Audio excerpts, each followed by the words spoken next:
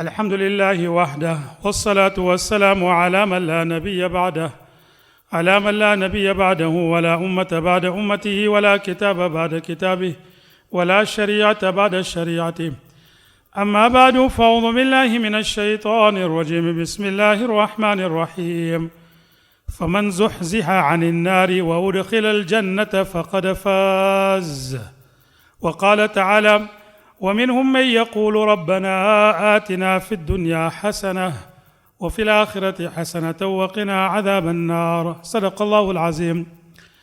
Respected elders and brothers, Allah subhanahu wa ta'ala has kept us in this world, and we are in this world, this what is known as the material world. Also in our parlance we also call it dunya. And this is a reality.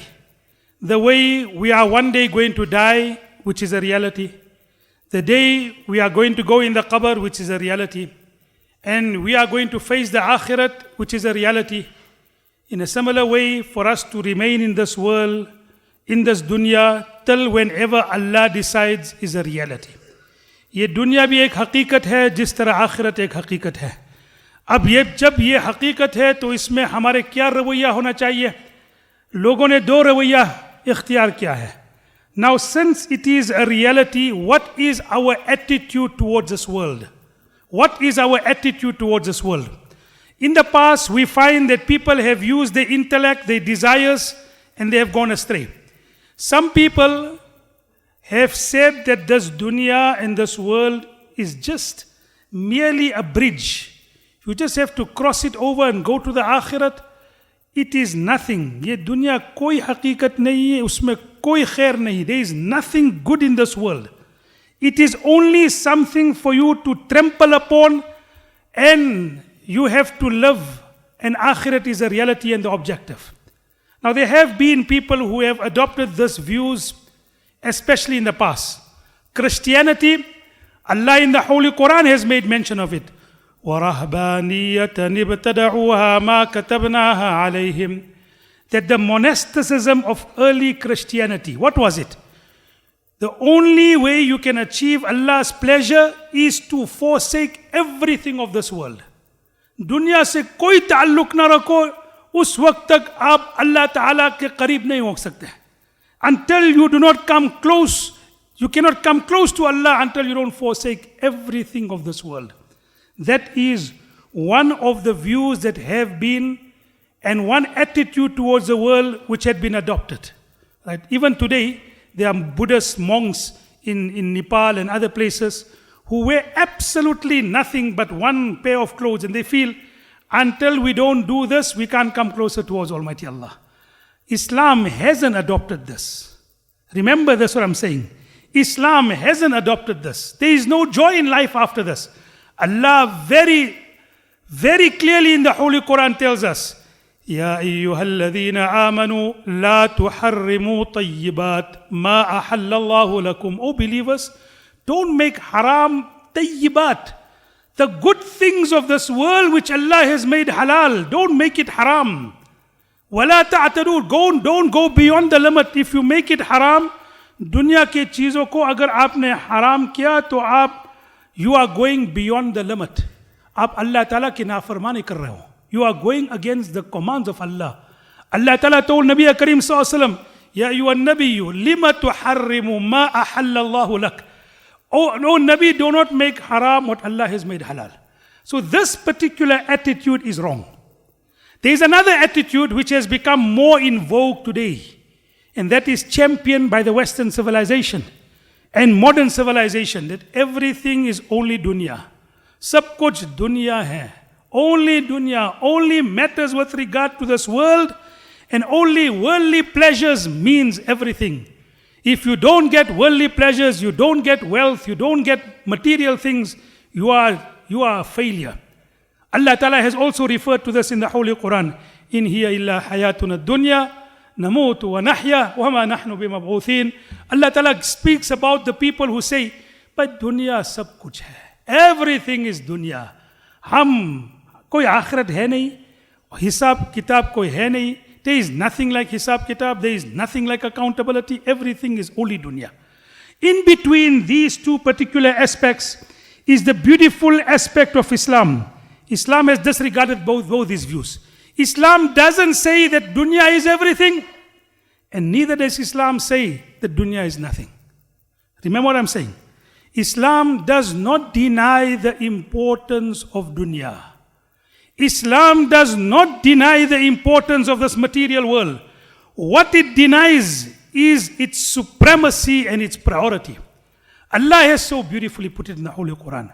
قُلْ إِنْ كَانَ آبَاؤُكُمْ وَأَبْنَاؤُكُمْ وَإِخْوَانُكُمْ وَأَزْوَاجُكُمْ وَعَشِيرَتُكُمْ وَأَمْوَالٌ اقْتَرَفْتُمُوهَا وَتِجَارَةٌ تَخْشَوْنَ كَسَادَهَا وَمَسَاكِنُ تَرْضَوْنَهَا. Tell unto the people, O Prophet of Almighty Allah, if your parents, your children, وَإِخْوَانُكُمْ وَأَزْوَاجُكُمْ, your family and your tribe, وَأَمْوَالٌ اقْتَرَفْتُمُوهَا, the wealth that you collect, you accumulate, وَتِجَارَةٌ, your businesses which you fear loss in. The greatest fear of a businessman is that, babe, there must be no loss. Every day he's looking at his bank statement. Every day he's looking at his turnover. The greatest thing a businessman fears is his loss. وَتِجَارَةٌ تَخْشَوْنَ كَسَانَهَا وَمَسَاكِنُ تَرْضَوْنَهَا, the houses that you live in. أَحَبَّ إِلَيْكُمْ, more beloved to you than Allah and His Rasul. See, what did Allah Ta'ala say? He didn't say it is not beloved. He says, أَحَبَّ إِلَيْكُمْ, more beloved than Allah and His Rasul, more beloved than striving in the path of Allah, more beloved than deen. Then you wait for Allah Ta'ala's commands. Then you wait for Allah Subhanahu wa Ta'ala's punishment. So, Islam has not denied the importance, it is denied its supremacy and its priority. In its proper place, in its proper way, this material world is also good. It can also bring benefit. But let us look at both views. Musbat or manfi pehlu. Look at the positive, let us look at the negative. I'm going to make mention, because it's a very, very long topic, you can speak for many Jumas. But sometimes when you speak for many Jumas, you lose the thrust and you lose the lesson. So I'm going to make it short. I'm going to make mention of few points. Right? Yaad rakhoge, will you remember it inshallah? Firstly, the material world is part of life's possession. It is not the entire possession. माल तख्लीक का एक हिस्सा है, माल तख्लीक का एक हिस्सा है, कुल तख्लीक नहीं. Wealth is part of life's possession, it is not the entire possession. Allah Ta'ala in the Holy Quran has spoken about more important possessions. وَرِضْوَانٌ مِّنَ اللَّهِ أَكْبَرُ. The greatest thing is to achieve the pleasure of Allah. Now you remember this? Number one. Number two, since the year after is permanent, the year after must be given preference over dunya. Since the year after is permanent, it must be given preference over dunya. क्योंकि आखिरत दायमी है, उसको तरजीह देनी चाहिए. Therefore Allah subhanahu wa ta'ala tells us in the Holy Quran, and He complains. How many times we read Sabbih Isma, which is sunnah to read at the time of different times, and of course to read, Nabi Sallallahu Alaihi Wasallam used to read Surah Sabbih Isma in Jummah. So there, in that Surah Sabbih Isma, بَلْ تُؤْثِرُونَ الْحَيَاةَ الدُّنْيَا وَالْآخِرَةُ خَيْرُ وَأَبْقَى. O human being, you give preference to this world. But Akhirat is khair. Akhirat is better. It is more permanent. Now, can we give an example of how Nabi Karim Sallallahu Alaihi Wasallam regarded this permanency? Right? One day Nabi Karim Sallallahu Alaihi Wasallam, and very seldom it happened in the life of Nabi Sallallahu Alaihi Wasallam, there was a sheep cut. There was a sheep and a lamb or whatever, there was a sheep that was cut in the house of Nabi Karim Sallallahu Alaihi Wasallam. And Nabi Karim Sallallahu Alaihi Wasallam came home and he asked Hazrat Aisha, what is left of the sheep? What is left of the sheep? So she replied and said, one small piece of shoulder. Otherwise, everything we gave it away. So do you know what Nabi Karim Sallallahu Alaihi Wasallam said? Everything is left but the shoulder. Just remember, physically, definitely the shoulder was the only thing left. But how did Nabi Sallallahu Alaihi Wasallam turn it? He said, everything is left but the shoulder. Everything we gave is for akhirat. It is more permanent. It's better. So everything is left, but the shoulder is not left. We will use it, we will eat it, koi faida nahi. We're not going to get sawab. Look at how beautifully he put it. And that is part of the ayat. Ma indakum yanfad, وَمَا عِنْدَ اللَّهِ بَاقٍ. Whatever you utilize is going to die one day. Most beautiful home, most beautiful car, whatever you have done is going to die, is going to perish. No one is going to take it worth. Alexander the Great, when he died, he wrote down and he said, when I die, take my hand and put it outside my coffin. People said, why? He said, to show people I am the greatest king of the world at that time, but I'm also going to leave without anything. Right? So, ma indakum yanfad. Second thing, since hereafter is our real abode, that should take precedence. The third thing, it is not the highest of our aspirations and desires. ये हमारे ख्वाहिशात का मरकज और महू नहीं. Dunya is not supposed to be the highest of our aspirations and our desires. Therefore, Nabi Sallallahu Alaihi Wasallam made dua, Allahumma la tajal dunya akbara hammina, wala mablagha ilmina, wala ghayata raghbatina. Oh Allah, do not make this material world the highest of our aspirations, the reason why we gain knowledge for, and the be-all and the end-all of our desires. Third thing I made mention, dunya is not the highest of our aspirations and desires. Fourthly, more often than not, it takes a person towards guna and sin. माल बहुत से मर्तबा हमें गुनाह की तरफ मुब्तला कर देती है. More often than not. Kitab al-Zuhud, Abdullah ibn Mubarak rahmatullah alayh. Kitab al-Zuhud means the kitab of piety. Many people have written Kitab al-Zuhud. Imam Muhammad rahmatullah alayh wrote Kitab al-Zuhud. Abdullah ibn Mubarak rahmatullah alayh wrote Kitab al-Zuhud. So in the Kitab al-Zuhud of Abdullah ibn Mubarak, he's written this one incident. That when different type of wealth came into Medina Munawwara, many wealth came into Medina Munawwara, and it was piled up into the courtyard of Masjid al-Nabawi. And Umar radiallahu anhu from the morning was sitting with that wealth. And he was telling people, distribute it. So Abdurrahman ibn Auf came and said, Amir al-Mu'mineen, there is so much wealth, we can't distribute it. Leave it in the Baytul Mal. As the need comes, we will distribute it to the people. And he said, Abdurrahman, don't leave it. Distribute it. I want nothing in the Baytul Mal. I want all of this wealth. And he started weeping. And he started weeping. And when he started weeping, Abdurrahman said, Amir al-Mu'mineen, you are crying. Everyone is happy, so much wealth in this world. Can you imagine? This whole South Africa is crying about wealth and wealth distribution. I'm not saying that it is wrong and not justice on its place. I'm just telling you about priority. Umar ibn Khattab started crying. And Abdurrahman said, Amir al-Mu'mineen, why are you crying? He said, I know that this wealth is appealing. But I also know from what the Quran says, whenever wealth comes, it brings in its wake guna. It brings in its wake sin. It brings in its wake enmity. It brings in its wake hostility. How many arguments are only because of this material world? When there is nothing, no one fights. When there is nothing, no one fights. When there is wealth, everyone fights. So he said, I know that this is appealing, but I also know wherever it comes, it brings about. Nabi Karim Sallallahu Alaihi Wasallam said, I don't fear poverty for my ummah. I fear wealth. That they will get wealth and they will become so engrossed in it, and that they will become destroyed the way the people of the previous ummahs became destroyed because of excessive love and engrossment with this material world. So that is the fourth thing I made mention of. Then fifthly, where it matters most, wealth will not be any benefit. Where it matters most, it will bring no benefit until you utilize it for the sake of Almighty Allah subhanahu wa ta'ala. जहाँ पे हमें ज़रूरत अगर होगा ना, तो माल कोई फ़ायदा नहीं देगा जब तक हमने उस माल को अल्लाह ताला के रास्ते में और अल्लाह ताला के वास्ते हमने खर्च किया. Otherwise it will bring no benefit to you. In the year after, wealth in itself will not be able to benefit you. In fact, wealth will be a disadvantage. Wealth will be a disadvantage in the year after, because you have to give different type of accountability with regard to that wealth. The very famous hadith which I have many times made mention, Nabi Karim Sallallahu Alaihi Wasallam one day was speaking about the different type of Sahaba. And when he spoke about the different Sahaba, and he said, إِنِّي لَعَارِفُ رَجُلًا إِسْمُهُ وَإِسْمُ أَبِيهِ وَأُمِّهِ لَا يَأْتِي بَابًا مِنْ أَبْوَابِ الْجَنَّةِ إِلَّا قَالَ مَرْحَبًا مَرْحَبًا. Oh, I know a name of a person. I know him. I know his father. I know his mother. Wherever he comes towards Jannah, the doors of Jannah will say, come towards me. For you to come towards me is my honor, not your honor. And Salman Farsi got up, Inna hadihi la murtafi'un shanuhu ya Rasulullah. Whose great rank is this, ya Rasulullah? And Nabi Sallallahu Alaihi Wasallam said, Abu Bakr ibn Quhafa. Abu Bakr radiyallahu ta'ala. And then Nabi Karim Sallallahu Alaihi Wasallam said, I saw most beautiful palace in Jannah. I saw most beautiful palace. I said, whose palace is this? He said, Fatam min Quraysh, a person from Quraysh. And Nabi Sallallahu Alaihi Wasallam said, such a beautiful palace perhaps might be mine. And I took a step forward towards it. And the angel said, Ya Rasulullah, this belongs to Umar. This belongs to Umar.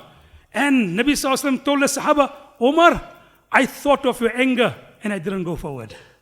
And Nabi Hazrat Umar started crying and he said, Alayka aghar. Ya Rasulullah, I'm going to show anger and display anger towards you. How can I do that? Then he turned towards Abdurrahman. Abdurrahman, I waited for you. I waited for you.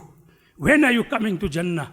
And then eventually you were delayed and you came crawling into Jannah. You came crawling into Jannah. And Abdurrahman said, why, Ya Rasulullah? He said, you had wealth. You had to give hisab. 5 days, no wealth, no hisab. Today, if you go, for example, for any trip, and you go to the checking counters, by what have you got? Nothing. I only got hand luggage. Go, quickly. What have you got? I got checking luggage. How much weight? Is it now overweight? Not overweight. How much? You see, if you got weight, if you got checking luggage, you have to give hisab. You got no checking luggage, you go straight in.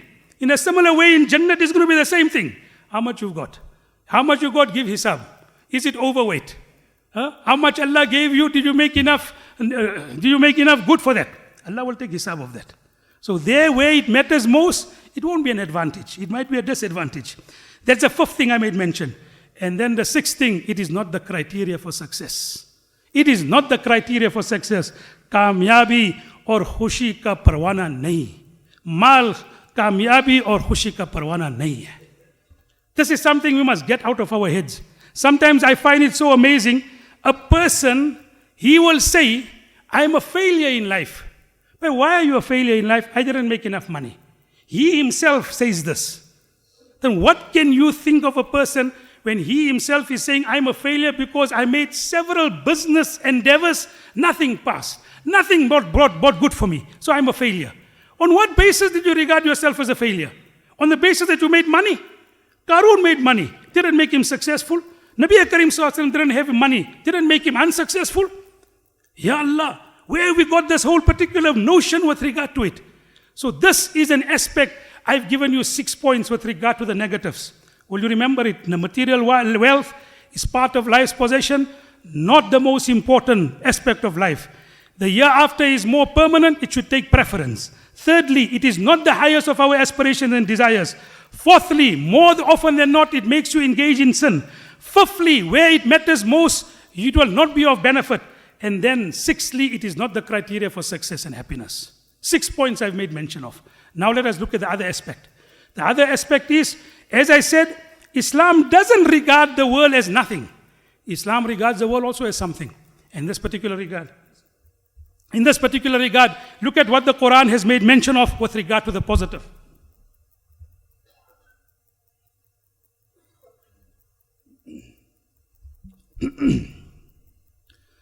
رَبَّنَا آتِنَا فِي الدُّنْيَا حَسَنَةً. Oh Allah, give us good in this world. So Allah Ta'ala has told us that this world is also good, therefore we want good of this world. Allah didn't say, I don't want this world. In Hayatul Sahaba, there is Hazrat Umar radiallahu anhu saw a person making dua. And in that particular dua, he was making dua, Ya Allah, save me from this world, save me from this world. Hazrat Umar radiallahu anhu said, what type of dua you are making? He said, I am making dua that Allah must save me from this world. He said, don't make this dua. Don't you want wealth? He said, I want. Don't you want children? I want. So he said that, then don't make this dua. Make this type of dua. Allah grant us the good of this world and grant us and save us from the evil of this world. We want the world, but we want the good. We don't want the world to take us away from Allah. We don't want the world to take us away from relationships. Today, this is an aspect. People are building their whole relationships based on wealth. Aliyadu billah. And wealth is taking us away from Allah Ta'ala's commands. لا تلهكم أموالكم ولا أولادكم عن ذكر الله. O believers, do not allow this material world to make you neglectful of Allah. Do not let it ever, I'm saying this again, do not let wealth become a criteria in relationships. Many of the disputes we have is because of wealth. Many times estates, many times family businesses. People are fighting because of wealth. Don't let this wealth, Imam Shafi Rahmatullah Alayhi used to say, you will get another piece of land. You will get another wealth. Once you break a relationship, that relationship won't come back again.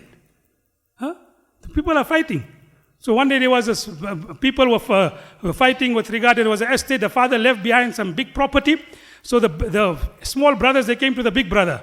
They said, "Bhai, you make decision. You are the big brother. You will make fair justice. We believe in you. You are the big brother." So they put him on a pedestal. So he said, "All right, I will make hisab. I will make now proper distribution."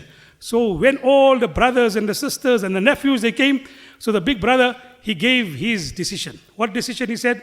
He said, "This entire property from the earth till the ceiling, till the end of the ceiling belongs to me." So all the other people are looking at the bigger brother. He said, "What type of justice is this?" He said, "For us." He said, "I have given you more." He said, "What?" "From the ceiling till the 7 heavens is yours. Yes, sab aapke hai." So by then, this type of things, how is going to happen? One day in the time of Nabi Karim sallallahu alaihi wasallam, there was 2 Sahaba. One sold a land to another Sahabi. Now listen to this.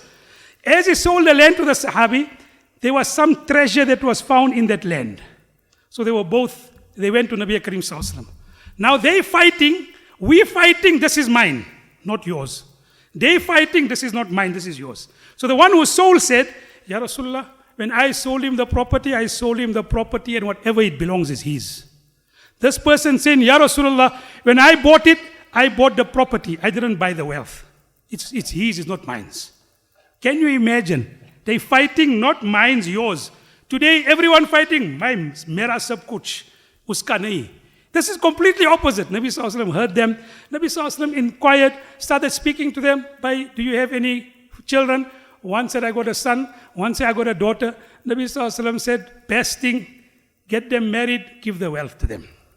Subhanallah. So this aspect, brothers, the same wealth has been the means of people rising up. One day in the time of Abu Bakr radiallahu anhu, there was drought.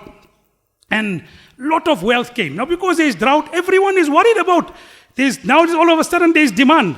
There is demand for this goods. And all the wholesalers are there for that goods. And who it belongs to? Uthman radiallahu ta'ala. And they come to Uthman. "Uthman, sell us. We want to wholesale this now. Everyone will want this girl because there is such a great demand in the market." And Uthman radiallahu anhu is in charge of the goods. "How much will you give me?" Someone said, "Double the market value." Someone said, 3 times the market value. Uthman said, "No, I don't want to sell it." So one person said, "Uthman, who are you going to sell it to? All the people who buy the goods are here. Who are you going to sell it to?" So Uthman radiallahu anhu said, "Will you give me 10 times the market value?" They said, "No." Uthman radiallahu anhu said, "Ma Allah has said, Man ja'a bil hasanati falahu ashru amthaliha." Whoever does one righteous deed, Allah multiplies it 10 times. I have given everything because of the drought in the path of Allah. Go and give it to the poor. They are suffering. Go and give it to the poor. This is Uthman radiallahu anhu. Uthman radiallahu anhu gave so much wealth in Tabuk, so much wealth that Sahaba say that Nabi Karim sallallahu alaihi wasallam, when he gave dinars over dinars and gold coins over gold coins, so Nabi sallallahu alaihi wasallam was playing with those gold coins and he was crying and he said, "Ma darra Uthman, ma amila ba'da hadha al-yawm." Nothing will harm Uthman after what he has done today. Nothing will harm Uthman. Go. Uthman, you are Jannati because of your generous. Now where did he get Jannat from? From this material world. He got Jannat from this dunya. There are many examples I can give, time has elapsed. So this is an aspect. Always when we speak, we must speak with a perspective. Sometimes we only speak about one side, we only speak about the other side. Get the right perspective. There is musbat and manfi. There is positive and negatives. We must all strive to get that which is positive, not that which is negative. Karenge inshallah. We'll all do it inshallah. Towards the end, just 1 or 2 small announcements. Today, brothers, there is tent that is outside on the right-hand side of the masjid, the Muslim AIDS program. It is our Islamic contribution towards the fight against AIDS. And we know that one of the greatest ways of preventing AIDS is through the means of abstention and not making haram khori, not getting involved in things which are haram. In this particular tent, there will be pamphlets that will be highlighting the Islamic aspect. There is also an aspect of testing yourself for HIV. Now, we don't deny or we don't say that we doubt anyone, but of course, today there is a great appeal from the government to know your status. Because you know your status, especially in those communities where it is widespread, it becomes a means of combating it. So let us be amongst those who are not worried and we will test. To know our status, to make it widespread. We are living in a community, you can't be alone on your own, you are not an island on your own. So this particular aspect, there is a tent, go past the tent if you get an opportunity. The second thing, brothers, we all know that there are different situations in the world. Our Muslim community and Muslim Ummah is facing a lot of challenges and oppression, injustice. Sometimes it's here, sometimes it's there. In this last few weeks and months, 2 countries in particular have become the target of great oppression and injustice. One is Burma and one is Kashmir. Great amount. In Kashmir, you can't imagine the zulm. In Burma, you can't imagine the zulm. In Kashmir, there is a specific campaign, sometimes to rape the Muslim woman, to rob them of their honor, and sometimes to shoot in such a way which makes people blind. Thousands of people have become blind. And in this particular way, part of our response, there should be other responses also, but at least this much, I will make an appeal, 2 rakats of namaz after Jummah for the people of these lands. Inshallah, we'll do that. May Allah Ta'ala give us. Also, part of making dua for rain is that we seek istighfar. Forgiveness of Allah subhanahu wa ta'ala that rain can come. We know in our country there are certain situations where water restrictions have applied. By part of that is to make istighfar. And when we make istighfar, Allah Ta'ala's mercy will inshallah come down. May Allah give us a tawfiq of understanding.